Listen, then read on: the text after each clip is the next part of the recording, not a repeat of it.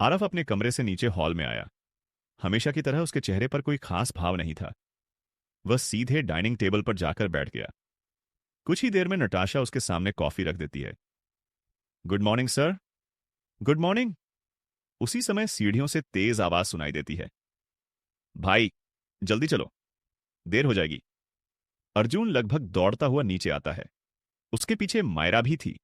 मायरा ने नाराज होकर कहा, सुबह सुबह पूरे बंगलो को सिर पर उठा लिया है। अर्जुन हंसते हुए बोला, आज घूमने जाना है, एक्साइटेड तो रहूंगा ही। नटाशा हल्की मुस्कान दबा लेती है।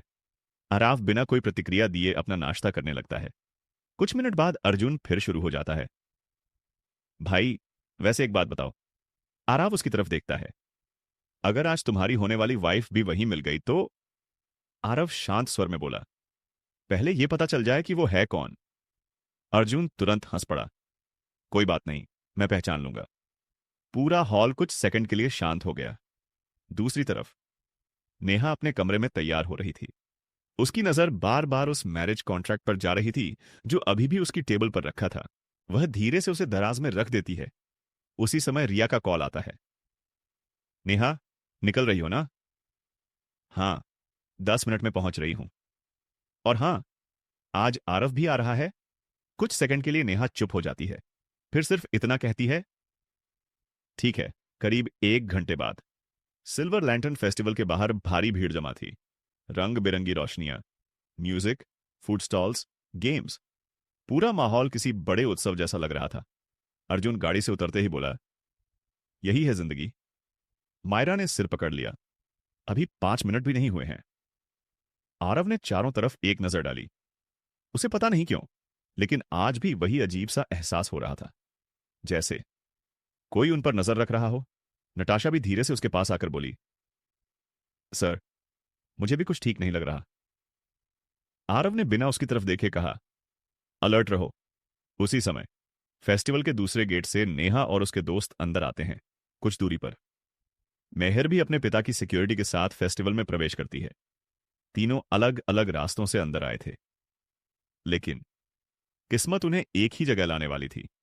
और कहीं दूर एक काली एसयूवी के अंदर बैठा एक आदमी बिनॉकुलर से फेस्टिवल को देख रहा था। उसने फोन उठाया। टारगेट पहुंच चुका है। दूसरी तरफ से सिर्फ एक जवाब आया, प्लान शुरू करो। उस आदमी के होठों पर हल्की मुस्कान आ गई। उसे सिर्फ एक इंसान का इंतजार था, हरफ। सिल्वर लैंटर्न फेस्टिवल के अंदर चारों तरफ रंग बिरंगी रोशनियां फैली हुई थीं। हर तरफ हंसी, संगीत और लोगों की भीड़ थी। बच्चों से लेकर बुजुर्गों तक हर कोई मेले का आनंद ले रहा था। अर्जुन तो अंदर आते ही पूरी तरह उत्साहित हो गया।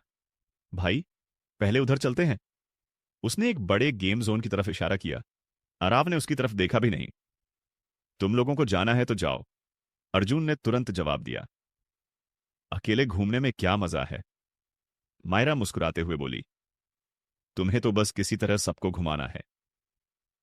नटाशा चुपचाप आसपास की हर गतिविधि पर नजर रख रही थी। उसे अब भी लग रहा था कि कोई उन्हें देख रहा है। कुछ देर बाद चारों लोग मेले के अंदर अलग अलग दुकानों के सामने रुकते हुए आगे बढ़ने लगे। कहीं हाथ से बनी चीजें बिक रही थीं, कहीं लोक कलाकार अपनी कला दिखा रहे थे, तो कहीं खाने पीने की दुकानों पर लंबी लाइन लगी हुई थी। तभी अर्जुन अचानक रुक गया। उसकी नजर सीधे एक खाने की दुकान पर पड़ी।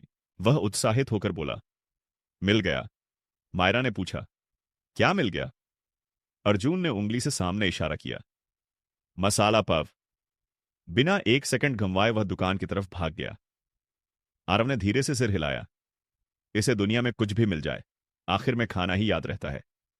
कुछ मिनट बाद अर्जुन 4 प्लेट लेकर वापस आया। सब लोग टेस्ट करो। आरव ने साफ मना कर दिया, मुझे नहीं चाहिए। अर्जुन ने मायरा की तरफ प्लेट बढ़ाई। मायरा ने थोड़ा सा खाया और बोली, इतनी भी बुरी नहीं है। नटाशा भी मुस्कुराते हुए एक प्लेट ले लेती है। अर्जुन गर्व से बोला, देखा, मैंने कहा था ना।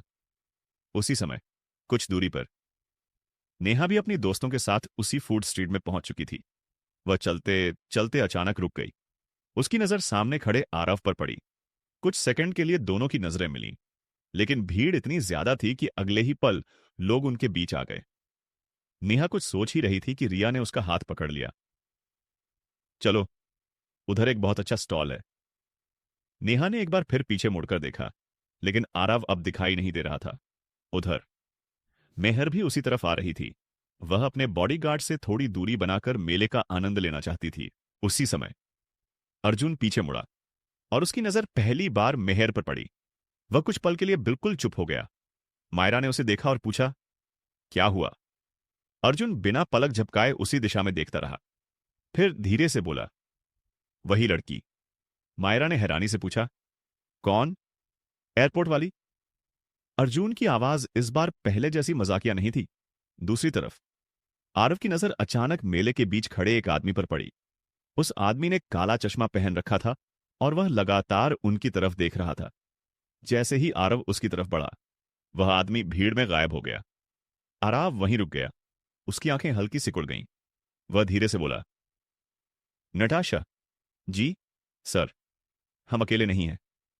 नटाशा तुरंत सतर्क हो गई। उसने भी चारों तरफ नजर दौड़ाई, लेकिन तब तक वह आदमी कहीं दिखाई नहीं दे रहा था। मेले का शोर पहले जैसा ही था। लोग अब भी हंस रहे थे, संगीत अब भी बज रहा था, लेकिन आरव को साफ महसूस हो रहा था कि इस भीड़ में कोई ऐसा भी मौजूद है जो सिर्फ उसी का इंतजार कर रहा है। क्या सिल्वर लैंटर्न फेस्टिवल सिर्फ दोस्तों के साथ बिताया जाने वाला एक दिन होगा, या यहीं से शुरू होगा आरव की जिंदगी का एक नया और खतरनाक खेल?